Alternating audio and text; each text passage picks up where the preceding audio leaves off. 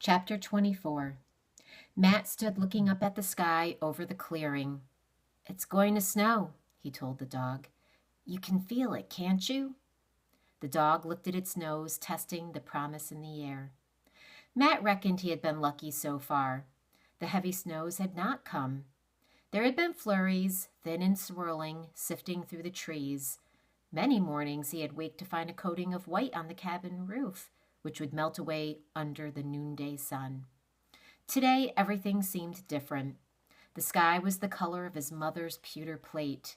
The brown, withered leaves of the oak trees hung motionless from the branches. 3 crows searched noisily among the dry corn stalks. A flock of small birds hopped nervously under the pines. "It's almost Christmas," he said out loud. He could not remember for sure how many weeks belonged to each month. Sometimes he was not even certain that he had remembered to cut a notch every day. Each day was so like the day before, and Christmas Day, when it came, would not have anything to mark it from all the others. He tried to put out of his mind the thought of his mother's Christmas pudding. "We'd better get in extra firewood," he said, and the dog scrambled eagerly after him. Late in the day, the snow began, soundlessly, steadily. Before dark, it had laid a white blanket over the trees and the stumps and the cabin. When Matt and the dog went outside at bedtime, the chilly whiteness reached over his moccasins and closed around his bare ankles. They were both thankful to hurry inside again. Next morning, in the darkness of the cabin, Matt made his way to the door. He could scarcely push it open. The bank of snow outside reached almost to the latch. He stared at it in alarm. Was he going to be a prisoner in his own cabin? With all his preparations, he had never thought of a shovel.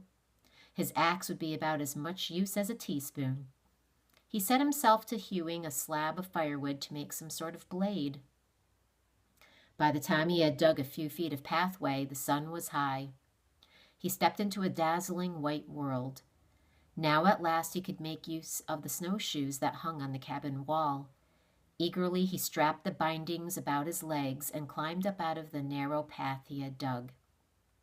The snowshoes held him lightly. He stood poised on the snow like a duck on water. But with his first steps, he discovered that he could not even waddle like a duck on land. The clumsy hoops got in each other's way, one of them forever getting trapped beneath the other.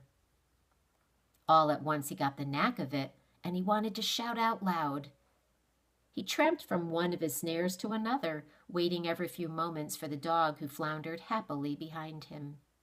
The snares were buried deep and empty, and he set them higher just in case some animal might venture out of its burrow.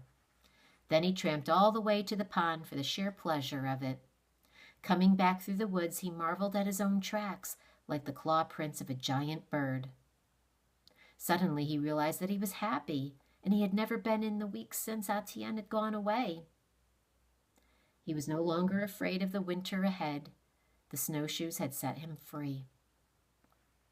The cabin was warm and welcoming. He melted snow in his kettle and made a tea of tips of hemlock. He shelled and crushed a handful of acorns and boiled them with a strip of pumpkin.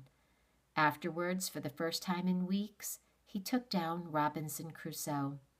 Reading by the firelight, he felt drowsy and contented. Life on a warm island in the Pacific might be easier, but tonight Matt thought that he wouldn't for a moment have given up his snug cabin buried in the snow.